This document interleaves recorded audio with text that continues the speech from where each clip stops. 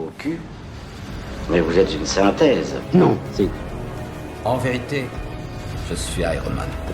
Ce que tu dis n'a aucun sens. Fuyez, pauvre fou. Quelle est ta définition du réel? Pirate. Vous repartez en mission.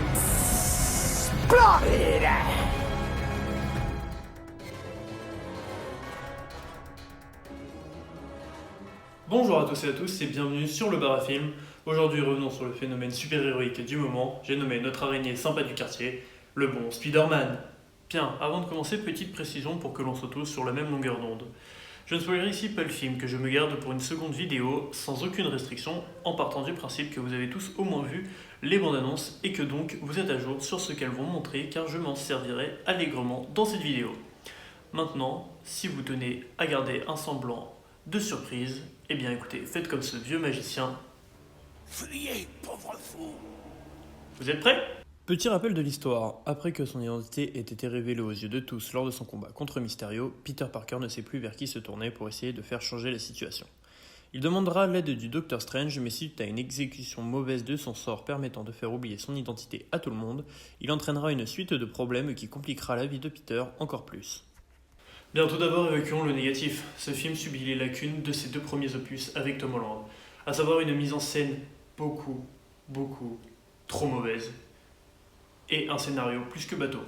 Ce qui est dommage parce que beaucoup d'idées pouvaient être vraiment excellentes, mais le réalisateur John Watt a décidé de n'en faire qu'à sa tête en faisant le minimum syndical autour d'un bon café. Sans aucune envie artistique, aucun plan n'est et ne restera mémorable, à mon grand regret. Éventuellement, le plan de fin du film qui réussira à m'offrir un sursaut d'intérêt pour les aventures futures.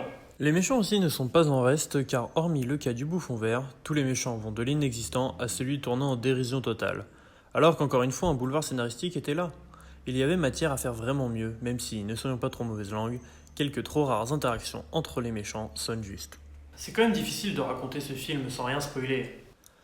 Il faut aussi prendre en conséquence le fait que le film se traîne déjà deux autres longs métrages vraiment mauvais, avec un sursaut d'idées artistiques pour le second opus, sans compter ses apparitions dans les films Avengers. Cela fait quand même de lui le Spider-Man ayant le plus de films à son actif avec ses nombreuses apparitions dans les films Marvel et pourtant rien n'en est fait pour le rendre un minimum pertinent.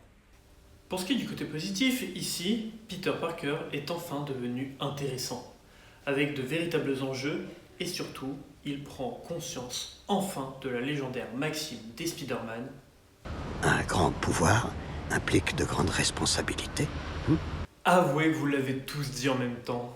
L'humour, quant à lui, commence à être mieux maîtrisé malgré une dissonance encore forte entre les scènes d'émotion et les scènes comiques, mais l'effort est là, donc je tenais à le saluer avec un humour beaucoup plus naturel et proche des comics sans être extrêmement lourd. Le personnage ici obtient une véritable évolution, voire pour certains, on pourrait même appeler ça une régression.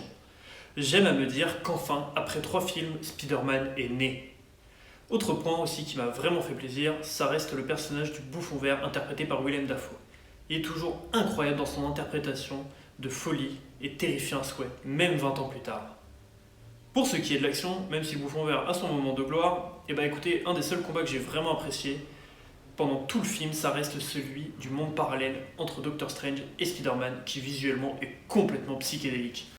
Au final, par bien des aspects, ce Spider-Man réussira à faire vibrer le cœur de millions de fans venus pour y trouver une promesse nostalgique, certes bienvenue, mais une fois cela passé, on y découvre un film en toute objectivité, aux nombreuses lacunes scénaristiques et artistiques, qui de son côté ne ravira pas les cinéphiles amateurs du genre de super-héros, enterrant définitivement Tom Holland comme l'un des Spider-Man les plus prometteurs, mais finalement, on en reviendra toujours à nos premiers amours. J'aimerais aborder d'autres morceaux de l'histoire pour ce qui est du positif comme du négatif, mais pour ça, je vous invite à découvrir la seconde vidéo où je parlerai du film sans retenue et surtout des points clés de l'histoire. N'hésitez pas à vous abonner et à laisser un commentaire plus le petit like pour le référencement, ça fait toujours plaisir.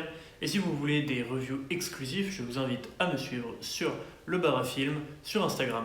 Et n'oubliez jamais, l'abus de film n'est pas dangereux pour la santé. Allez-y sans modération.